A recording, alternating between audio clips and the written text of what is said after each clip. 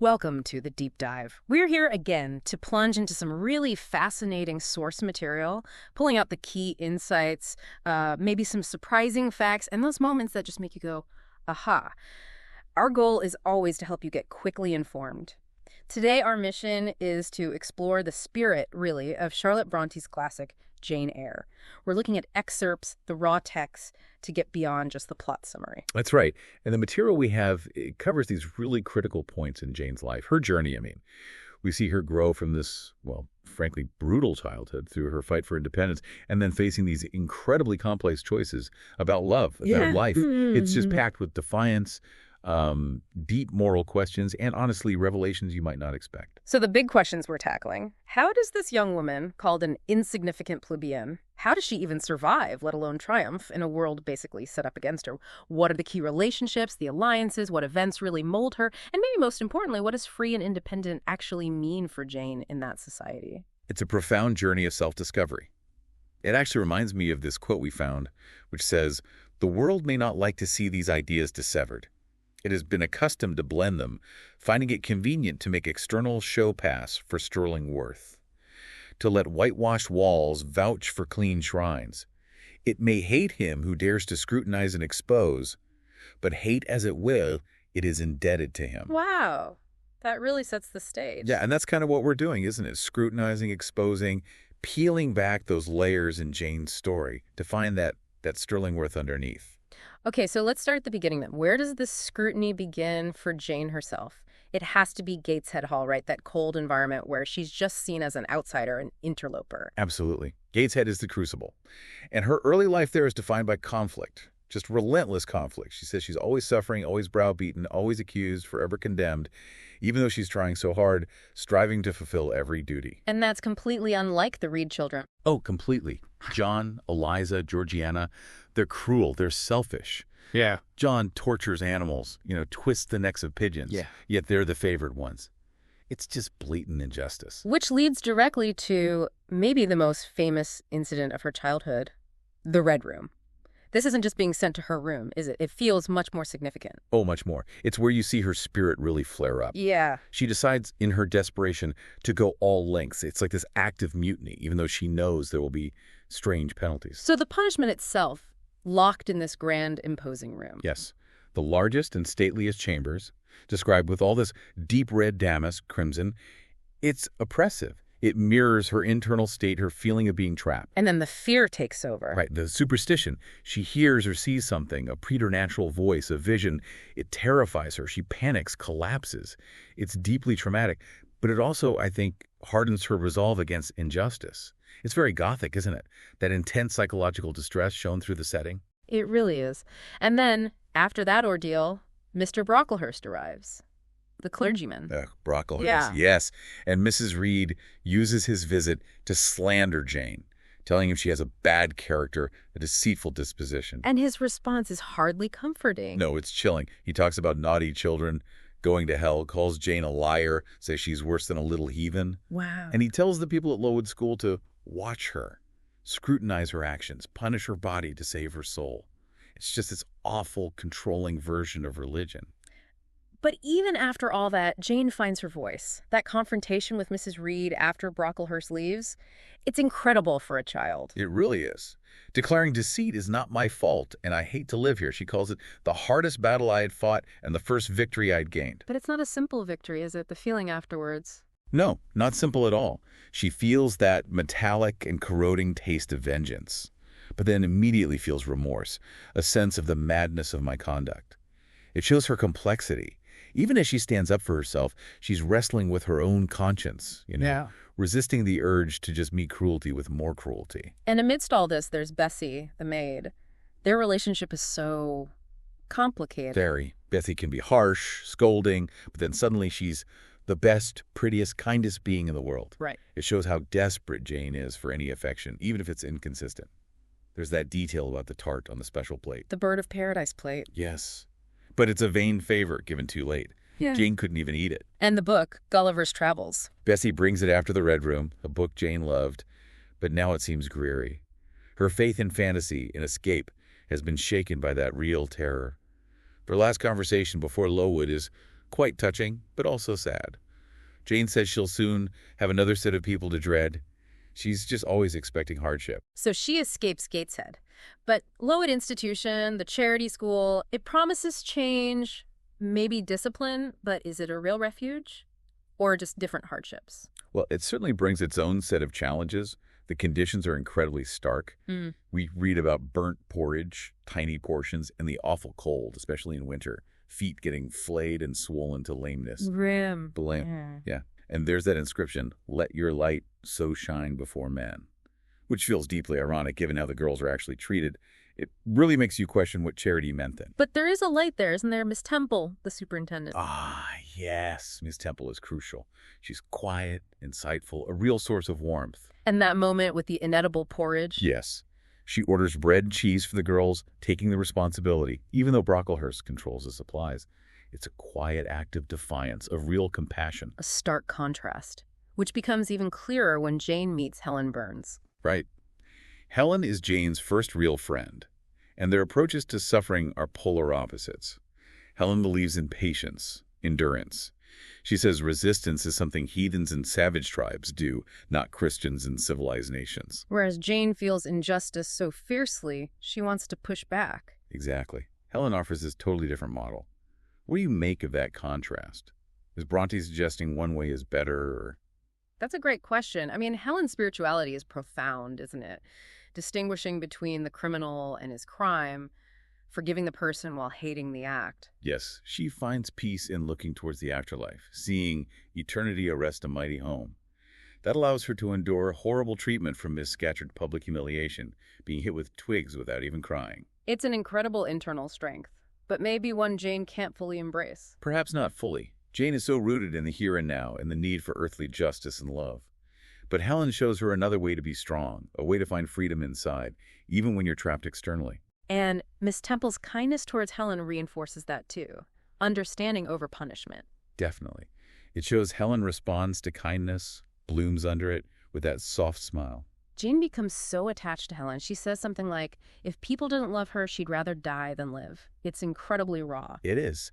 And Helen gently tells her she thinks too much of the love of human beings, pointing her towards other resources, towards that inner life, maybe faith, intellect. A lesson that becomes tragically urgent. Yes, with the typhus outbreak. Death becomes a frequent visitor at Lowood. And Helen gets sick with consumption. Her death scene. Oh, it's heartbreaking. Dying in Jane's arms.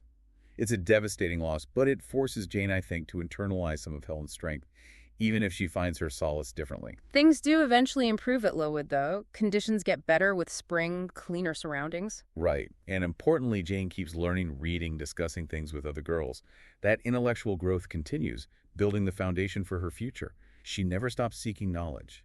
Okay, so after years at Lowood, both as a student and then a teacher, Jane yearns for something new. She advertises in the paper, seeking a governess position. And this leads her to Thornfield Hall, a place full of mystery right from the start. Yes, her arrival is interesting. She expects the formidable lady of the manor, Mrs. Fairfax, but finds she's just the housekeeper. And Jane is pleased by that. Very pleased. She sees Mrs. Fairfax as a dependent like myself, which offers a sense of equality she hasn't felt before. The initial welcome is quite cozy and agreeable, a nice change. But then comes the master of the house, Mr. Rochester, and his entrance is anything but conventional. No, it's very dramatic. There's that setup with the folktale about the guy trash, that sort of ominous creature Bessie used to talk about. Right, setting a mood. And then the actual meeting, he falls off his horse on some ice. We get this description. Dark face, stern features, a heavy brow, not young, not quite middle-aged. And Jane isn't intimidated. Not really. She notes she would have been scared of some handsome, heroic-looking young gentleman. It suggests her connection to him isn't about typical good looks. It's something deeper, more complex. Their first conversations are quite blunt, aren't they? Very. She tells him straight out he isn't handsome, which he finds singular. He sees her as this little non-net, quiet and simple. But he also notices her sharp eyes and her brusque replies. He seems quite self-aware, almost confessional. He does. He calls himself a trite, commonplace sinner, but blames circumstances more than his natural bent. He feels this innate sympathy from Jane, like she's an involuntary confidant. And his views on remorse. the poison of life. Yeah, very revealing. And that strange vision he mentions, the pilgrim, a disguised deity who changed his heart from a charnel to a shrine. He's full of contradictions, flawed, brooding, but also captivatingly honest in his own way. His presence definitely changes Thornfield. It goes from silent as a church to having this rill from the outer world flowing in, and Jane likes it. She does. But then the house fills up with the fine people, the society guests like the Ingrams for parties and charades. And Jane observes them all very closely, especially Blanche Ingram. Yes, her assessment of Blanche is sharp. Showy, but she was not genuine. Her mind was poor, her heart barren. And she notes Blanche's cruelty to Adele, Rochester's ward. Jane even draws portraits, doesn't she? One of herself and one of how she imagines Blanche. Right, as a form of wholesome discipline to check her own feelings for Rochester, reminding herself she's indigent and insignificant compared to this grand lady. And then the infamous gypsy scene. Ah, yes, Rochester in disguise. Mm-hmm. He uses it to test Blanche's character. She comes away cold after her fortune is told, and probably to gauge Jane's feelings too. It all feels like it's building towards something, especially with Mr. Mason's arrival. Exactly. Mason's appearance is a real blow to Rochester. It hints at this dark secret connected to the West Indies. Jamaica, Kingston, Spanish Town are all mentioned. The mystery deepens. And connects directly to the strange happenings in the attic involving Grace Poole. Yes. The weird laugh Jane hears, the footsteps going up to the third floor, and then the fire. Jane saving Rochester's life. Right, she smells the smoke, finds his bed curtains on fire, douses it with water, but the aftermath is suspicious. Leah, another servant, seems oddly cool about it and tries to question Jane. Making Grace Poole seem like the obvious culprit, but... But Rochester's explanation is so cryptic, half dream, half reality, blaming Grace's gin habit, promising to explain fully when we have been married a year and a day. You just know there's much more to it. That attic holds a terrible secret. Which brings us to perhaps the most powerful scene in the novel, the proposal. Under the chestnut tree. Just before that massive storm hits and the lightning strikes the tree, splitting it, Rochester calls it a cord of communion that snapped. The symbolism is intense. It really is. And it's here Jane makes that incredible speech. I am not an automaton, a machine without feelings. I have as much a soul as you and full as much heart. And if God had gifted me with some beauty and much wealth, I should have made it as hard for you to leave me as it is now for me to leave you. I am not talking to you now through the medium of custom, conventionalities, nor even of mortal flesh. It is my spirit that addresses your spirit, just as if both had passed through the grave and we stood at God's feet, equal, as we are. As we are. Just, wow. For a Victorian novel, that declaration of spiritual equality is revolutionary. It's pure proto-feminism. She's demanding a connection based on spirit, not status or looks. But that moment of triumph is so short-lived. The wedding day. Oh, the shattering revelation. Mr. Briggs and, crucially, Mr. Mason interrupting the ceremony. Revealing Rochester is already married. Yes. The truth about Bertha Mason, his wife, hidden away upstairs, described as this hideous demon, mad, malignant. It's horrifying. And Rochester has to explain herself. The forced marriage in Jamaica. Right. Blaming his father's greed, the deception about Bertha's family history of insanity. He calls her room a wild beast's den, a goblin's cell. And confirms Grace Poole is her keeper. Yes. Whose drinking leads to lapses, allowing Bertha to escape and do things like set the fire and attack Jane's wedding veil. It's a tangle of past mistakes, secrets, and societal constraints. So Jane is faced with this impossible choice. Love versus principle. Absolutely agonizing. She loves Rochester deeply, but to stay with him now means being his mistress. And she rejects that idea as sophistical as false. She pleads, God help me. Yes, she's pushed to the absolute limit, and then she has that dream or vision of her mother's spirit telling her to flee temptation. Which gives her the strength to leave. Sneaking away from Thornfield in the night, leaving behind the few shillings she has, the necklace he gave her. It's an act of incredible moral courage, but she feels torn apart by it. That quote about the birds being faithful, what was I? Yeah, in the midst of my pain of heart and frantic effort of principle, I abhorred myself. She hates having to make this choice, even if she knows she must. Her journey after leaving is just brutal. It's harrowing. She becomes destitute, starves, gets turned away as a beggar. It shows the harsh reality for a woman alone with no money or connections. She even contemplates death on the moor. But holds on to her faith. I can but die, and I believe in God. And then, in her darkest moment, she sees that light. the ignis fatuus. Like a will-o'-the-wisp. Exactly. Leading her almost supernaturally to Morehouse, to the Rivers family, a completely unexpected sanctuary. And Morehouse is such a different environment. She's taken in by Diana, Mary, and St. John Rivers. Yes, and they offer different kinds of connection. Diana and Mary are intellectual companions, more accomplished and better read than Jane. They teach her German, admire her art. There's real mutual affection there. But St. John is different. Very different. He's described physically tall, slender, Greek face, and intellectually calm, insightful. But there's also a coldness, isn't there? Hard, inexorable as death in his ambition. He wants to be a missionary. Right. He feels restless in his current role, longs for that more active life. And then comes this huge plot twist, the family connection. Yeah, the letter about Uncle John dying and disinheriting them. Except for mourning rings. But St. John figures it out. He puts the pieces together. Jane's name, Eyre. He realizes they're cousins. That formless lump of links was drawn out straight. And suddenly Jane isn't destitute anymore. She inherits 5,000 pounds. A fortune, which gives her independence. And it's right after this that St. John makes his extraordinary proposal. Not exactly romantic. Not at all. He wants her to go to India with him as his helpmeet and fellow laborer. But he insists they must marry, purely for practical reasons, not love. He thinks her passion, her ardor, should be channeled into missionary work. So Jane has family, she has money, but now she faces this new temptation, a different kind of trap, maybe. It is a test. She respects St. John, she respects the cause, she even thinks she could do it. But she knows deep down, if I join St. John, I abandon half myself. She realizes he will never love me, but he shall approve me. And that's not enough. So she refuses the marriage part? Firmly. Aye. I regard you as a brother, you, me as a sister, so let us continue. Having her own money empowers her to make this choice based on her own needs, her own spirit. It's about that autonomy again. She sees his flaws more clearly, too. Yes, his hardness and despotism. She realizes she can argue with him, resist him if necessary.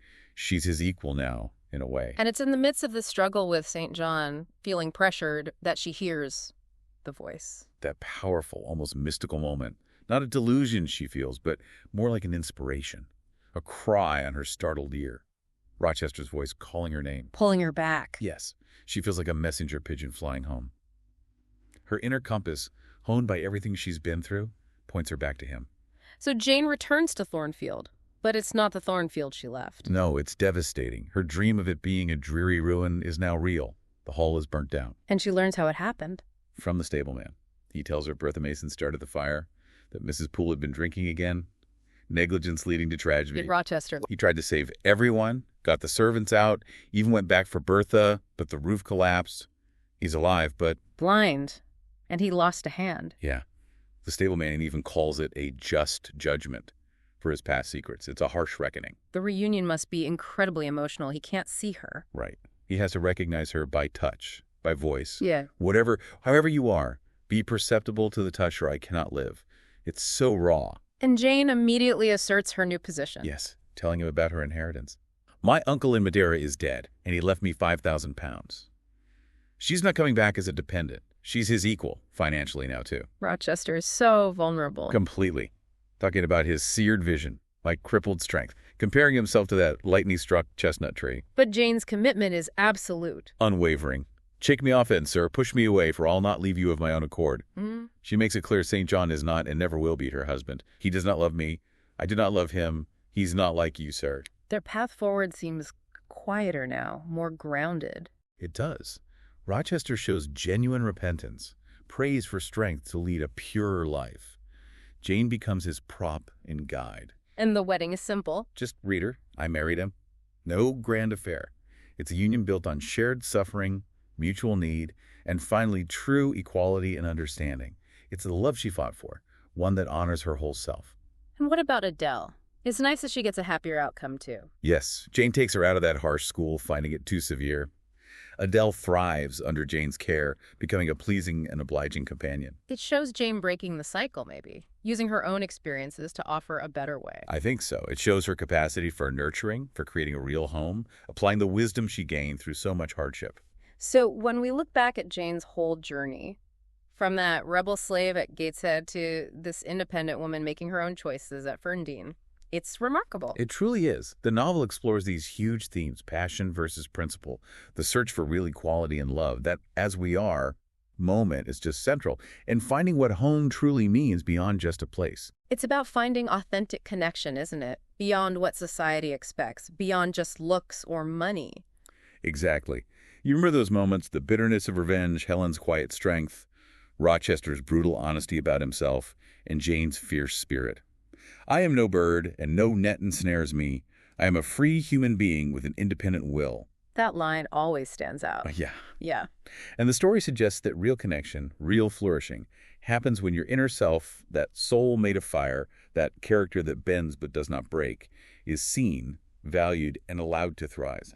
It's not just about getting what you want, but finding a place where you can be fully yourself. So a final thought for you listening. In a world that still often judges by appearances or circumstances, how do we do what Jane did? How do we look past the surface to find true value in others and ourselves? How do we build those genuine connections and define our own paths to happiness and integrity, regardless of external pressures? What's that inner treasure, that core strength that you rely on when the superficial stuff falls away?